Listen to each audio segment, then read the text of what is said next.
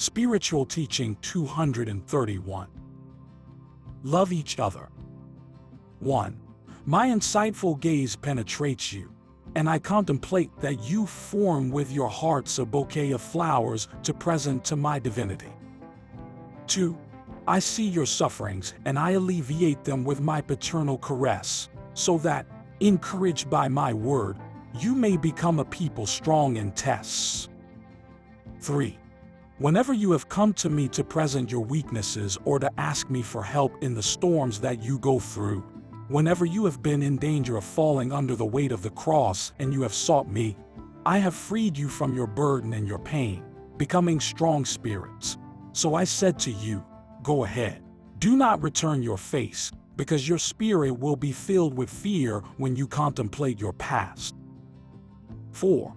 I come to take you out of the abyss, to take you to the port of salvation, which is where you are now savoring this bread.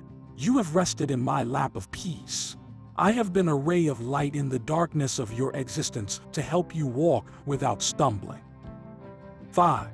If these conduits or spokespersons through whom I communicate spoke for themselves, they would not be able to teach you the path of truth. But if their mouths pour out words of light, it is because I communicate through their understanding, and I have said that I am the way. 6. You have seen how many are surprised by these teachings and wonder if it is true that the Rabbi is who is speaking, if it is true that the Word has returned to this world that crucified Jesus. 7. You know that I promised you, you know that I am forgiveness and that I am fulfilling my divine mission, raising the dead, healing the sick, and bringing light to the blind. You know the reason for my return and the way in which I have come. But all this the world will discuss and doubt much. 8. I have told you why instead of looking for the wise man, the theologian, or the scientist, I looked for the humble, the rough, and the simple, to manifest myself for him, because the testimony of the humble will surprise the world. 9. If you look deeply, you will be convinced that at all times I have communicated with humanity through men, and they were always humble and simple. 10. I have granted you several existences on earth, so that you can witness these manifestations and come to fulfill to your mission. 11. It is necessary that you take advantage of my teachings so that you penetrate into the secrets of the hereafter, which the Father has to reveal. My arcanum has not been hidden from your gaze, because otherwise you could never penetrate into life eternal. 12. Study, analyze, because there are those who get confused, thinking that if your spirit is a particle of my divinity, how is it possible that I suffer? And if the light of the Spirit is a spark of the light of the Holy Spirit, how can it be seen by instant shrouded in darkness? Recognize that this journey is to make sufficient merits before God. With those, may you turn your spirit from innocent and simple into a great spirits of light at my Father's right hand. 13. Come to me and hear my word once more, which is sustenance for your spirit. This word that I have given you through human understanding in this third era has worked the miracle of unifying yourselves, of getting up full of zeal and faith in my divinity. When it manifests itself, full of truth and teaching, your spirit was tired of terrestrial doctrines. Your plant tired of walking the roads in search of peace, love, and truth. Your hands were also tired from working the land without getting to harvest a harvest that would satisfy your spirit. 14. So it was my will, O people, that you walk the paths, that you taste the fruits, that you knock on different doors, and that you know the hearts of men of different races and lineages, that you will select from the content of the books the different philosophies, doctrines, and theories, that you will come to know the humble life of the earth with all its misery and pain, that you know of the false opulence of this world with its pleasures and its deceptive grandeur, that you would hear the voice of the men and you would know their inspiration, that you would collect the good and the bad that they have offered you through the ages, so that after this journey, you will come to find me as the last one who arrives at the doors of your heart, like the last one to cross your path, the last of the pilgrims who passes by your side and asks you, "Where are you going? Where do you come from and what are you looking for?" And then you, without pride and without greatness, bold by pain and strengthened by experience, enlightened and tempered by struggle, you would instantly recognize me, open your heart confessing your littleness, showing me that only I can understand your pain, your failures, and also your wishes. 15. This is the reason why most of those who come to me, upon hearing my word, are captivated by this essence. They feel that I contemplate them to the bottom of their hearts and they experience my love that surrounds them. And it is me you were waiting for. You knew that after the great struggles, the great battles of existence, after that dark night in which you have lived, the light of a new day was to emerge. Did you know that after draining your cup of bitterness to the dregs, someone would come who would fill it with sweetness, because the hope, the trust in my promises that I made you in other times, had not been extinguished in your spirit. The flame had been preserved in your heart, and even those who have denied that it is I who communicates at this time, they have not done it with their spirit, but with their matter. Ignorant and insensitive to the spiritual manifestations, who does not know about me? But I, who know everyone, have given those disbelievers, those reluctant with a neck a time longer, because I know that it is not his spirit that denies me. And full of my light he has to rise up and free himself from the chains of his own wrapping so that he can look at me and feel me, and exclaim like Peter, in the second era, "Truly, you are the Son of the living God." 16. From beginners I am turning you into disciples, because after having heard me I will entrust you with a book of wisdom, so that with it you can teach your brothers and take the good news to the inhabitants of your nation and then to the other nations. If you learn from me, you will be meek and humble. You will not limit yourself to only analyzing my word, nor to speaking with eloquent word to surprise the crowds with it, but rather your inspirations and analysis. Your words clear and profound will be confirmed with works that will be the fruit of your understanding. I don't want those works spring only from your understanding, but are dictated by your consciousness to your heart, which is where the seed of love is sown. 17.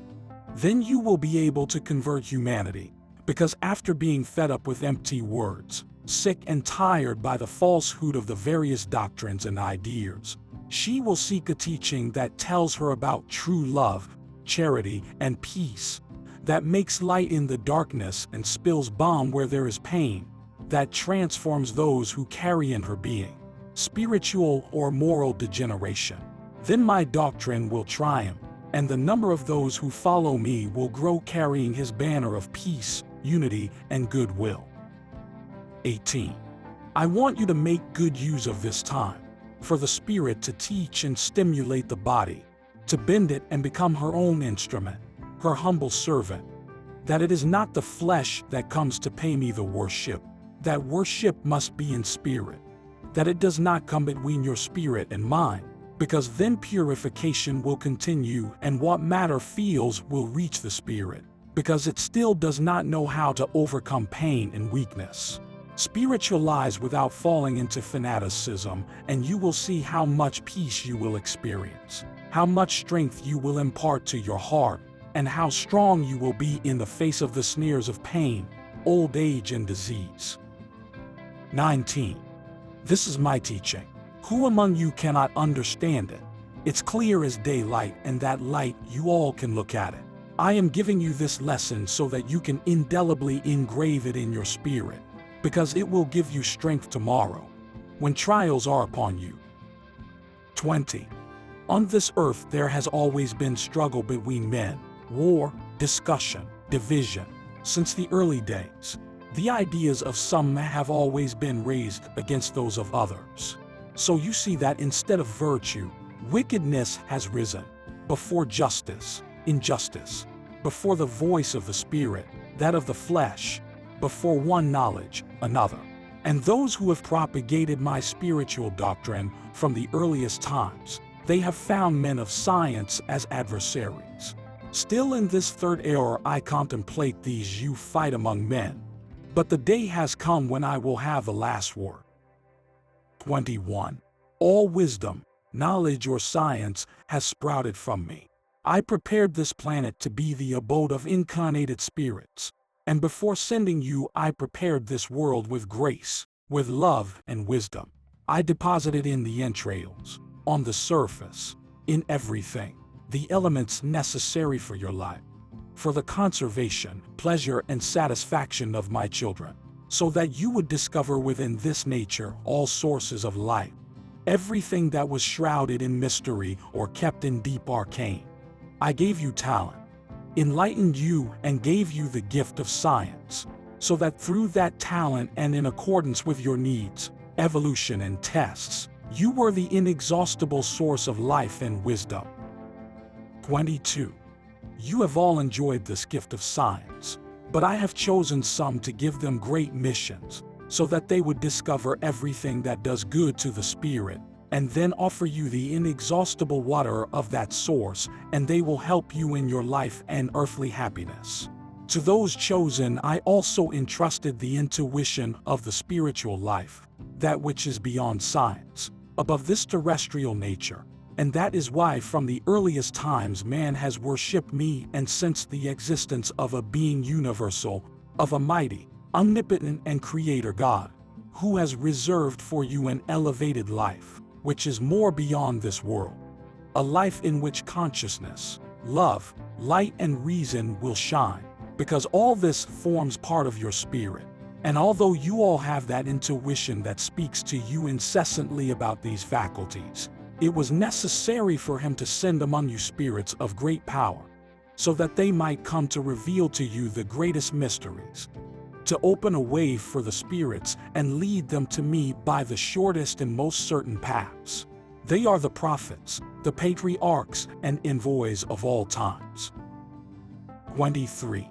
Behold, some bringing the mission of giving light to the spirits, and others of making science known, have raised up against each other through the ages, without thinking that they are not opposing missions, but both complement each other.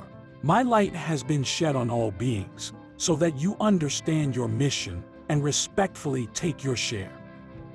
24.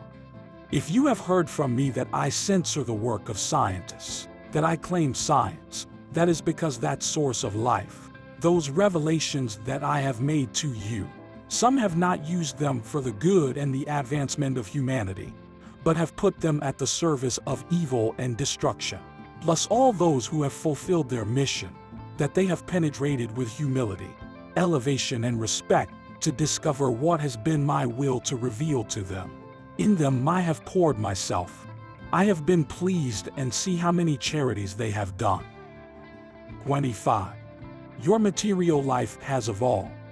It is no longer the same as in the past, and as your steps have taken you along the path of evolution, you have found the fruits of science granted to all who have fulfilled their mission.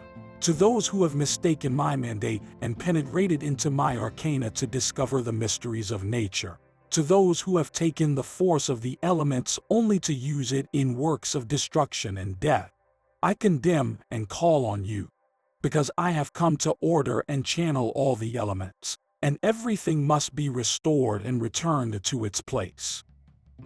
26. There will come a time when humanity will know how to distinguish the divine light, the wisdom allowed by me, and will come to recognize that I am the source from which all natures have sprouted, that in me there is the seed and the fruit, and that I have participated in all this so that you can make a life worthy of your spirit and of my divinity. 27. And it is in that time of spirituality that I now announce to you that men will put their mental strength to the service of the spirit, and science itself will bow to its light. When will that day come? You are preparing the way for humanity to reach that goal, because the work that I have entrusted to you, it has a universal mission. 28. Men, without departing from their duties, their missions in the world, They will put their science, their strength, at the service of my divine cause, His talent and His heart. They will look for healthy joys, those that are healthy for their spirit and their matter. They will fight for your regeneration and for their freedom. They will not pollute themselves. They will not take what is not necessary for them. It will be then when the evil disappears from the earth. Then the Spirit will have achieved absolute dominion over its flesh, and still dwelling in a body will lead to a spiritual life of love, brotherhood, and peace. 29. That will be the time when wars will disappear, when there is respect and charity for one another, when you recognize that you can no longer dispose of the life of a similar or your own. You will know then that you are not the owners of your life, neither of your children and spouses, nor of this earth, but I am the owner of all creation. But since you are my very beloved children, you are also possessors of everything that is mine. Yes, being the owner and possessor of everything created, I am incapable of killing my creatures, of hurting or causing pain to anybody. Why then have those who do not own life have taken what's not yours to dispose of? 30. When this teaching is understood by men, they will have escalated in their spiritual evolution, and this world will be an abode of advanced spirits. You do not know if after this time you will return to inhabit this planet. I will point out those who will see those times of grace, to which they will come to contemplate this valley, which in another time was of tears, of destruction and death. Those seas, mountains, and fields that witnessed so much pain will later be turned into an abode of peace, an image of the hereafter. I have announced to you that when the struggles cease, my kingdom will be close to you, and that your spirit will flourish in virtues. My doctrine will be present in all spirits, and through men and women I will manifest. 31. Spiritual gifts will develop. The gift of words, of healing, and of communication of spirit to spirit will become amazing in the men of those times. 32. Science will not stop on its way, and the scientist will penetrate into my doctrine to study it and will marvel at my revelations, and inspired by them, will do charitable works that will lead to advancement and progress, not only to humanity, but to the spirit of incarnated and disembodied. 33. If in times past and present my spirit has enjoyed contemplating the works of my children, be these spiritual or material, beautiful works that have sprouted from the heart, the sensibility, or the intelligence, how great my joy will be when there are not just a few who meet your high spirit, but it is humanity as a whole that is practicing love. Then there will no longer be tears, mourning, or orphans in the homes because of wars, and there will only be faith, health, strength, and harmony which will persist in the lives of human beings in those times of happiness reserved for this planet. 34. You are the first generations to have received the good news of this third era, and you must be those who prepare the way for all those who will come after you. Flatten the depths, remove the stones from the path so that you leave as an inheritance of goodwill, strength, and a good beginning. 35. It is not you who are going to bring my work to its culmination. He is not among you who unify the people of Israel. The establishment of my doctrine in the whole world you will not contemplate in the material. That work I will do, because if among you one were to rise up to bend my stiff-necked people and achieve their unification, that man would magnify himself, or he would not bear the trials that would come upon him. 36. But I, the strong, the one who loves and forgives, will unite you with one another. Test after test I will send you, so that they polish you and identify you in the same spiritual ideal. 37. I do not want my people to prepare a new cross for me, a scaffold or a court. I want to dwell in your inner sanctuary. I want to occupy my throne in the spirit of my people, to communicate at every moment with him and to wait for him in my eternal home.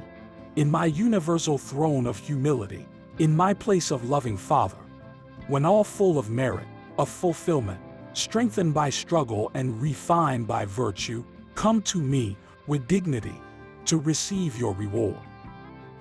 My peace be with you.